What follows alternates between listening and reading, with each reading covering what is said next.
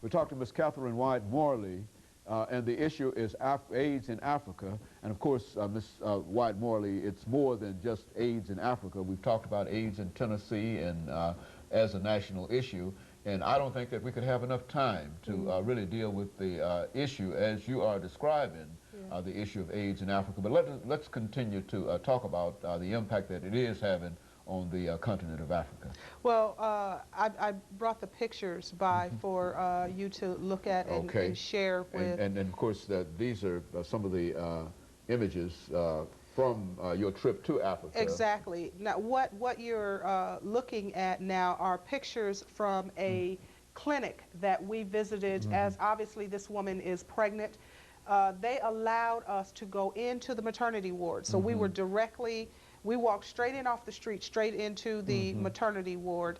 And then the next pictures show, I'm sure that those are the babies. It was really interesting to be able to walk in. A lot of these women were in labor. This is a ward, a clinic, a very, very small clinic, of which I intend to continue to support. And I am asking for the community to send donations, care of us, so we can send those donations to that clinic. This clinic is in need of everything. They need everything. As I said, we walked in off the street, straight into a maternity ward. There was no sanitary anything. There was no sterilization of anything. These women were in labor, babies being born while we were there. This clinic is in great need. So as I said, and this clinic is in Nigeria, as I said, there is a profound need in Nigeria. Very good. And of course, this is also one of a mother with, now all these children are infected. I mean, all of these women are infected. Is that? Well, the woman that you're holding up now is one of the nurses holding one of the children that had just been born just that day. Some of these children are HIV positive, and some of these children are HIV negative, which again leaves a note which ones are infected and which ones aren't. These are all God's children, and they all need help.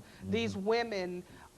There were no men in the ward at all. All you saw were women in labor. There were no men in the clinic. No doctors or no orderlies? There was one doctor who led us around and showed us the tremendous need, but there were no orderlies. She was a nurse, but she was not degreed.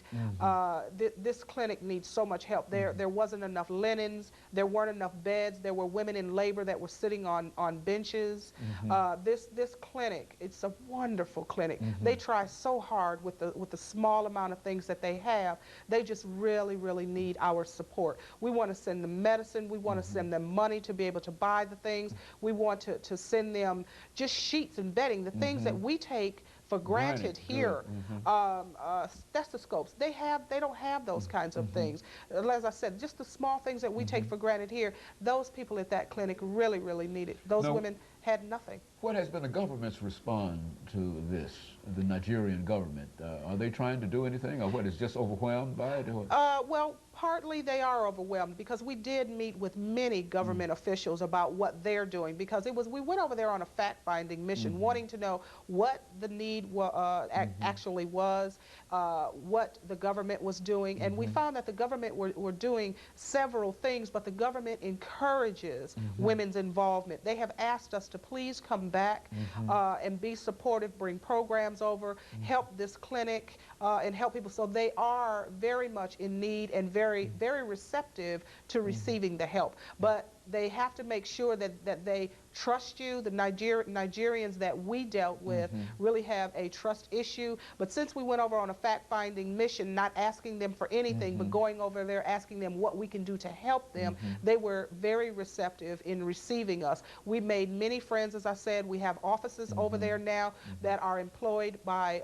Nigerians. And so we're really, really encouraging people here in the state of Tennessee to get involved with women, so we can further help those people, because the need is absolutely tremendous. And now this is all over the